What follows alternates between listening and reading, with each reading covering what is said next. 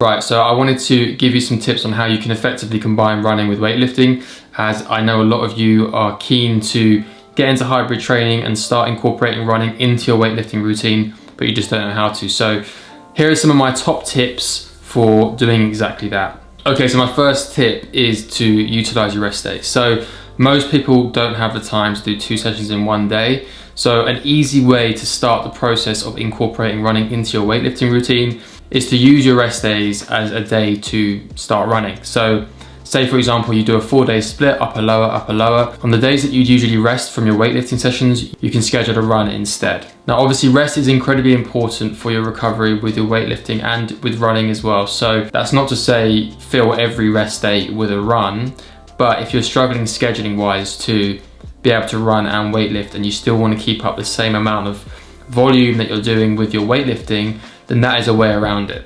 Following on from that is about scheduling your workouts and doing them in a way which is going to be optimal for not only performance but also recovery and injury prevention. So for example, with me, if I'm going to do a leg workout, let's say on a Wednesday, I won't do a hard run for a good 2 to 3 days after that workout, to ensure that firstly I can perform properly when I'm doing the run, but also secondly, and arguably most importantly, that I don't run the risk of getting injured because my legs are fatigued and recovering from my leg workout. Some of the stabilizing muscles that you have in your legs may be fatigued and not activating properly, so when you go on a run, it's exposing things like your knees and other areas more so than it would if you were fully recovered. So that is something to consider as well, is try and schedule your workouts in a way which is going to enable you to not only perform better during your run, but also ensure that you're not going to be putting yourself at risk of getting injured.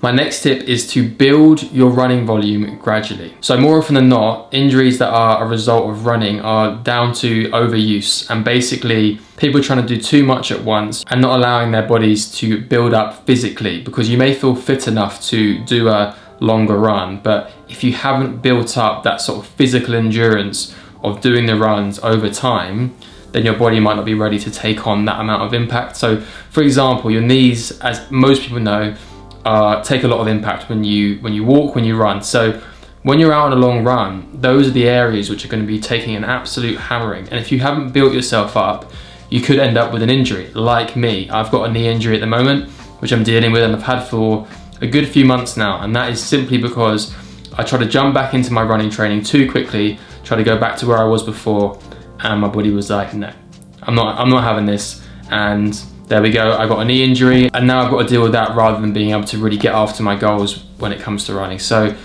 build volume gradually. I can't stress it enough, because if I listened to my own advice, I wouldn't be injured right now.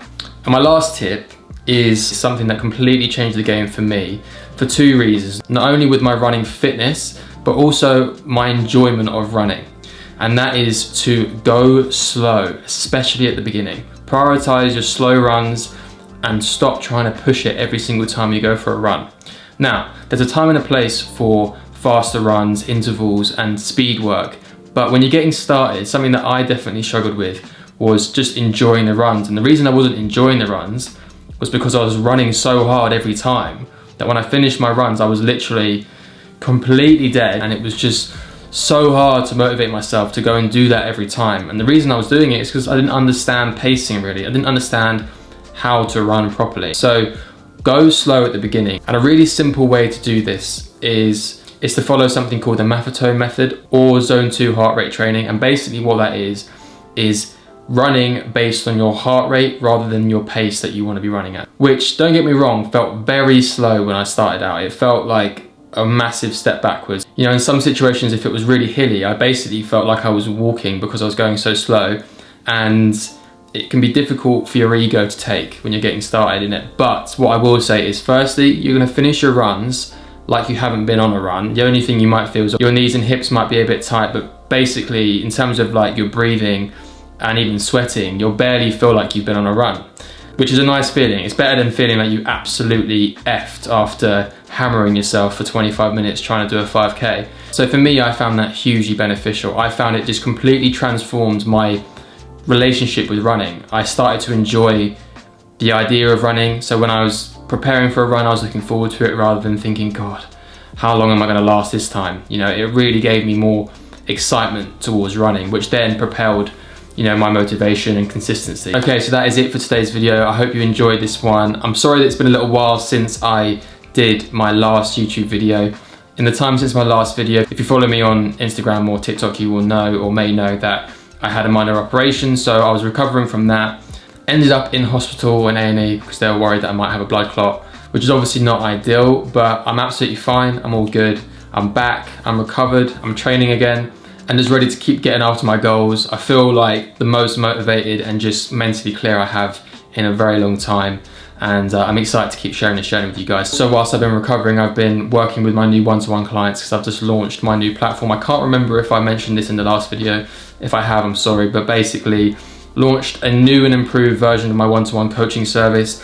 It's got an in-house physio, so the physio that I work with personally to help me with my knee recovery is available as part of the one-to-one coaching package. So if you have an injury, for example, you need some direct support from the physio, then he will hop on, take you through your recovery, and you can even go through like a full phase with the physio before you work with me if you are, you know, you need a serious amount of attention with your injury. If it's a minor niggle, then what he'll often do, he'll work alongside me to make sure that everything's aligned with kind of where you're at, your injury, and so on. So yeah, I've been absolutely loving it. Amazing to work with a load of new clients, and seeing the progress already has been, you know, super motivating for me, especially having had time off from training with my operation and things. So yeah, been loving that. If you are interested in the coaching, by the way, just hit the link in the description box below. It's completely free to inquire. You just speak to one of the team. They'll talk you through all the details, the pricing, how it works, and then if we're a good fit, you can go ahead and get started working with me ASAP. Yeah, anyway, if you made it this far, I appreciate you watching, guys, and I'll catch you in the next one. Peace.